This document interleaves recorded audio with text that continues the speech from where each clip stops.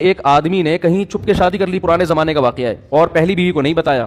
جب شادی کی ہے تو موت سے چند دن پہلے بتا دیا ہوگا، یا پتہ چل گیا ہوگا، یا پتہ چلنے کی وجہ سے ہی مرے ہوں گے، واللہ عالم۔ بہرحال وہ انا للہ ہو گیا ان کو، جیسے ہی پتہ چلا۔ ان کا چانس یہی ہوتا ہے کہ جب پتہ چلے گا تو اب آپ کی زندگی کے دن بہت تھوڑے سے رہ گئے۔ اب وہ عورت کہیں گاؤں دیہات میں دوسری زوجہ رہتی تھی، تو پہلی کو خیال آیا کہ ٹھیک ہے میرے میاں نے صحیح کیا، غلط کیا، لیکن وراثت میں اس بیوی کا حصہ بہرحال بنتا ہے۔ آج کل یہ سوچ نہیں ہے، بھئی شرم، یہ میرے لیے حرام ہوگا اگر میں اس کا حصہ کھاؤں۔